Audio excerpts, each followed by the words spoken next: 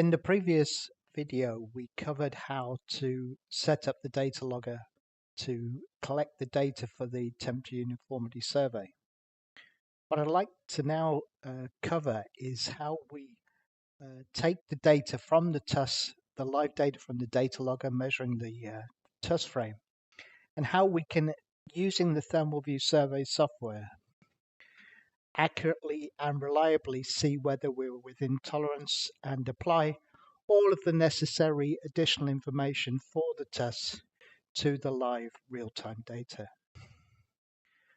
On the screen in front of us now, you can see some data coming in on the real-time tab of the analysis. Now, the first thing we would want to do is to apply the TUS levels to that data so we can see whether we're within specification or not. In order to do that, what you do is to go to the TUS level tab, select the TUS file you want to run with the 3 levels that we have here, and the Apply to Telemetry window button will then show you the 3 respective TUS levels that the data needs to fit in sequence.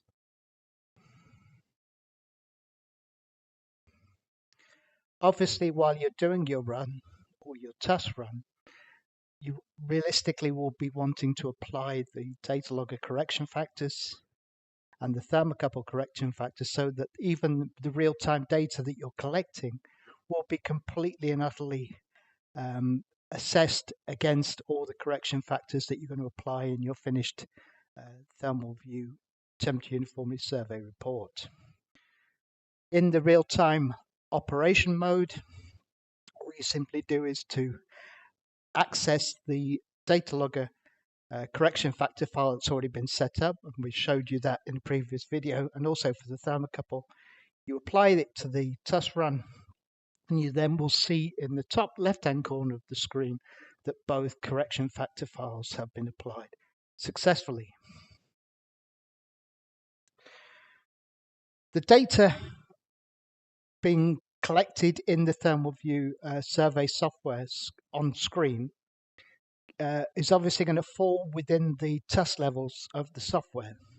Now, initially, when the data may or may not be within tolerance, the 2 lines of the upper and the lower limits of the TUS are shown. Once all of the thermocouples enter the tolerance band, you then see the grey area for the stabilized zone, and then the yellow is the TUS time that we're trying to achieve. So all we want to do is to make sure that we're collecting all of the data within tolerance for the whole of that time period. Yellow means that the data is within specification, but the TUS time has not necessarily achieved the required duration for the TUS. Once that is achieved, that yellow band will change to green to tell us that we've collected enough data that would be satisfactory for our TUS at that particular level. Another useful feature in the software that you can review in real time is the TUS frame. The TUS frame conventionally shows you where the thermocouples are positioned on the TUS frame used in the furnace to measure the whole working volume of the furnace void. But within that, we were also able to see the live data being received by the software. When in tolerance, you'll see that the data turns green. If it's out of tolerance, it will be black, either an undershoot, as you can see on this particular screenshot here. If the data actually exceeds the upper limit of the tolerance band, an overshoot, it will turn red, clearly indicating that you've got a fail situation. At the same time, you can look at the raw data that's coming into the software through the temperature data tab. You'll see mid-run where we're within tolerance but not necessarily achieved the right duration. The data will be shown in yellow. Once enough data has been collected to satisfy the TUS time that you've got set up within your TUS levels, the temperature data that you're seeing on screen in the temperature data tab will turn green, showing that you've got enough data to satisfactorily achieve the TUS levels you need. What I would like to show you now is using a little demonstration program. We're going to replicate what we would see within the thermal view survey software when we're performing a live temperature uniformity survey. On the screen at the moment, you've got data that is coming into the software. It's static at the minute, but it's coming in from our furnace.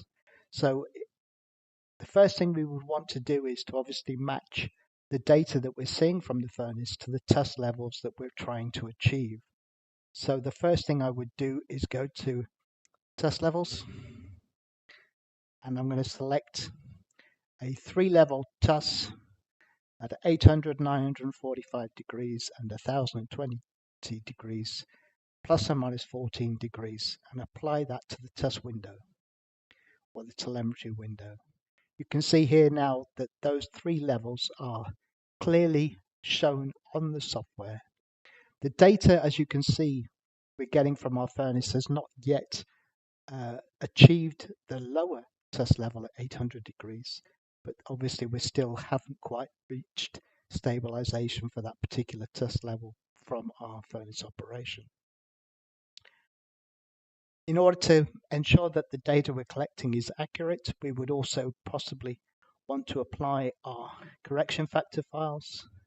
So I'm now going to pick the data logger correction factor file and also the appropriate thermocouple correction factor file for the test that we're performing. And you can see now in the top left hand corner that those 2 correction factor files have been applied to the data. At the moment I'm looking at the profile zoom for this data, but what I'm going to do is I'm going to run the little demonstration. The last thing we can also set up is our TUS frame. So I'm just going to pick a standard 9-point frame with the thermocouple locations clearly shown on the schematic, and I'm going to apply that to the window, and you can see then that is set up in our thermocouple locations image, showing you exactly where the thermocouples are located within the void of the furnace itself. The data, as I said, is static at the moment, but I'm going to run the little demonstration, and you can see now that the data is now building on screen as if it was coming straight from our furnace. You'll notice that at the moment the data hasn't achieved the lower TUS level. So if I pause that for a minute, you can see here that the data is in white. We've not achieved the lower limit of the TUS. If I look at the frame, you'll notice that some of the data has actually just achieved the bottom tolerance of the band, probe 1 and 2 and probe 6, but the other probes, which are still in black, have not yet achieved the minimum requirement for the first TUS level we're measuring. Let me continue again. You'll see slowly as the thermocouples enter the TUS level, we now have all of our thermocouples in tolerance except probe number 5, which is reading 771. Once that reaches that lower limit, the black and white lines, black lines of the lower TUS will now change to represent the fact that we are in tolerance. Let me just stop that again and zoom in. You can see here that the data is now within the lower and upper limits at 800 degrees, 800 plus or minus 14 degrees.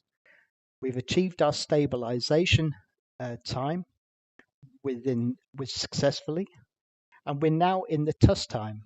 You'll notice though that the display is shown in yellow, indicating that we haven't achieved enough time in the TUS time to satisfy the requirements of the TUS, but all of the data is now within tolerance. It's just a case of us continuing till we've got enough data. If I go to the temperature data, you'll see that that's all in yellow. Again, we're within tolerance, but we need more data to achieve our 30-minute TUS time period within specification. Let me go back to profile zoom, and I will continue the little demonstration. We continue with yellow, The data's coming in. Eventually we will get our 30 minutes of data, and that yellow area will then change to green to signify that we have enough data. Again, I'll stop the little demo, zoom in again, and you can see now that we have both our stabilization completed successfully and also our complete TUS time to give us the necessary data that would be successful when we apply our temperature uniformity survey analysis later on as part of this process. That's the first TUS level achieved. Obviously now what will happen is the furnace will ramp up, the temperature will again rise, and you'll notice if we go back to the view frame, we now have achieved our first level successfully with a green marker. The second level, we're not yet at tolerance, so we're in a black. Once we hit the lower tolerance limit of the second TUS level, again, that will turn from black to green, as you can see now successfully. Once we're all in the successful tolerance zone, we're now going to show our trace is in gray for our stabilize. We're going to continue into the yellow. Again, we haven't quite achieved enough time. So again, I'm going to zoom in. Once again, we've achieved enough time in the TUS level, it will change from yellow to green.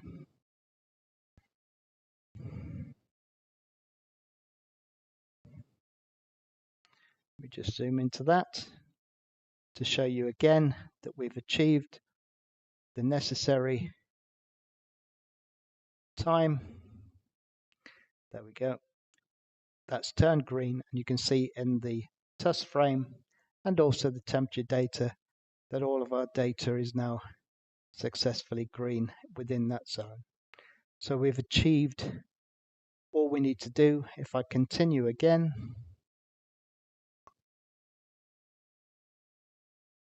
the temperature will continue to start to ramp again as we go from our TUS level 2 to our TUS level 3 at 1020. Let me pull this down so we get a better view of the graphics. Again, all of the thermocouples are approaching the lower limit of the TUS. Eventually, they'll all be within tolerance, and we will set up our gray and yellow stabilize and TUS time boxes.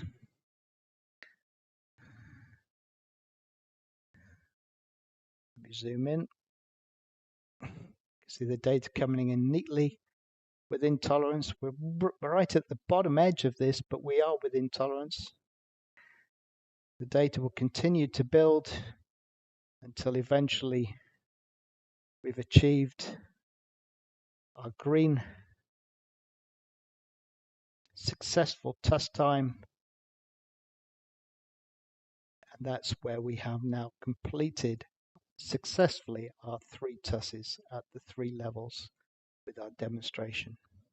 Having finished the real-time run, we can then, as I've shown in the previous video, save this data, and we can then apply all of the analysis and reporting that we need to satisfy either AMS 2750 or CQI 9 or whatever standard we're working to.